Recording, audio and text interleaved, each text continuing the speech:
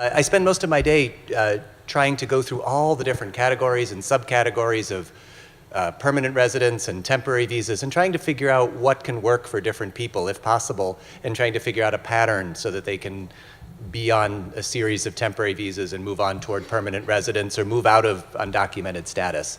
And it's you know, a lot of times there are the easy cases where people just fit nicely into a category, and then there are the majority of cases where people don't fit into a category, where the reason that they're really here is it doesn't relate to any category, and where we have to take a secondary or a tertiary reason why they're here and market that as the reason why they should fit into a particular category.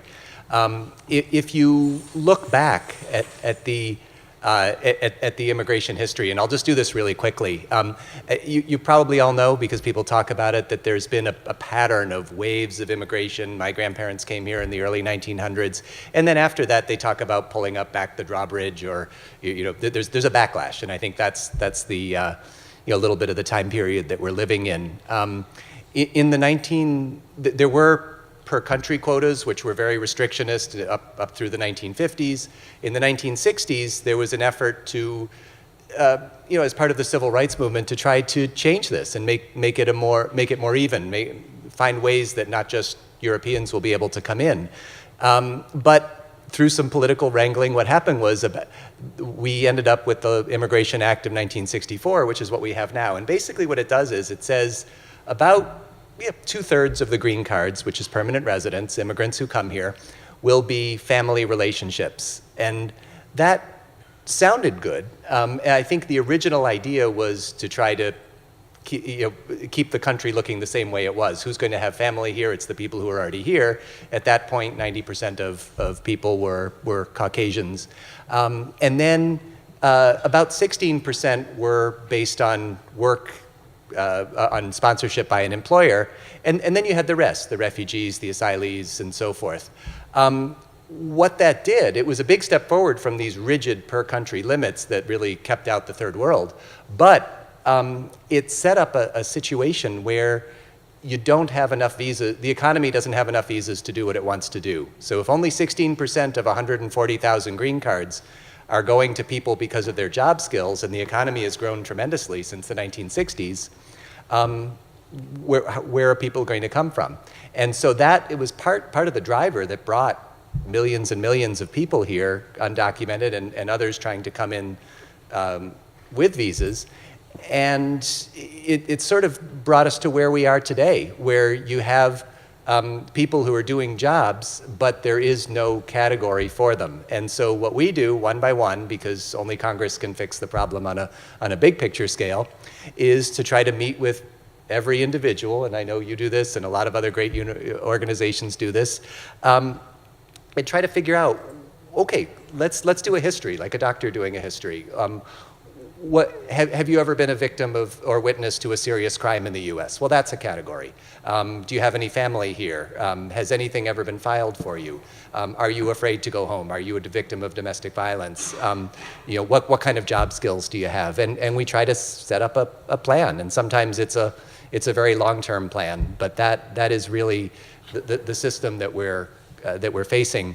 The other thing that really started to happen in the 1990s with the first World Trade Center bombing, the truck bombing, even before the September 11th, was an increasing focus on any kind of criminal activity as a bar to immigration status. And so the other thing that we face is that a lot of times people who have done things that some of us in this room might not feel is something that should really keep you out of the country, like a shoplifting, a single DUI, and then rehabilitation and so forth. Arrest for possession of marijuana.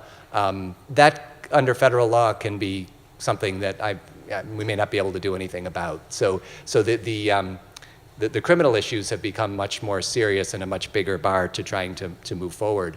Fast forwarding to today.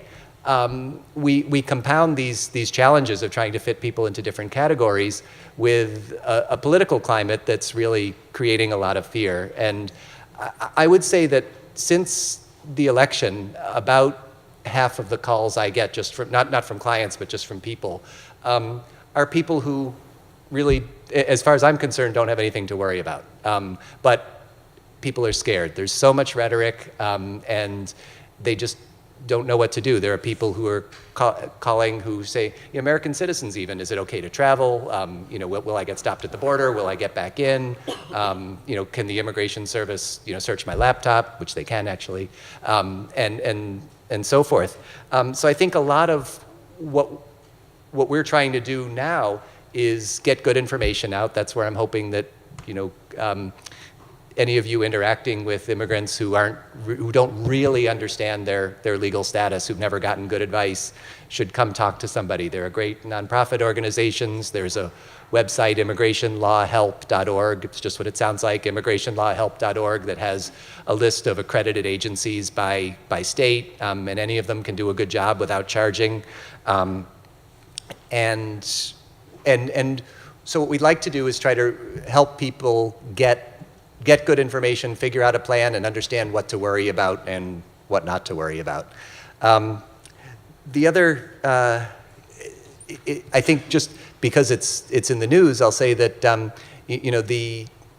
Muslim ban, as you probably know, is on hold with the courts. That it seems at least possible that may never happen. What we're more worried about right now is not so much new laws, because again, Congress really can change the laws, and Congress has trouble agreeing on things. But it's the tone, and it's the interactions. It's the way the government operates and the way it exercises its discretion. And just to give you, just in the last couple minutes, the new Ombudsman. So the Ombudsman at the Immigration Service is an employee of the Department of Homeland Security and has been a tremendous advocate. If any of your folks have visa problems, write to the Ombudsman, and it has worked. The new Ombudsman was a senior person at FAIR, which was a very strongly anti-immigrant organization. So you now have the key person who has been the Ombudsman for individuals within the Immigration Service is now has a different perspective on what the goal of this whole process is. So I was also at a meeting last week, and I kept meeting people, and they would say, oh, I used to work for the Immigration Service. I used to work for the State Department. Some of the good people, the career people, are leaving, and I worry that the tone of the way immigration officers interact with people at interviews, at the airports, at embassies, in the field, may change. And I think the last point here is really just a little bit of advocacy. When we talk to congressional offices, we hear regularly that they get a lot, even in Massachusetts, liberal Massachusetts, that they get more calls against immigration than for. I think what that has meant historically is that the anti-immigrant minority in our country makes more calls, writes more emails, sends more letters, and speaks out more. And I think that is a problem. You may feel uncomfortable calling, but the one thing that really makes a difference are stories. All of you have met incredible people who've come from other countries. Take one of them on a meeting to a congressional office and tell their story and use that as a vehicle. We saw this in Kentucky, where one of the universities took a couple of their undocumented students to meet the Kentucky senators. Kentucky senators are not, are Republican, more conservative, but my understanding is it made a difference.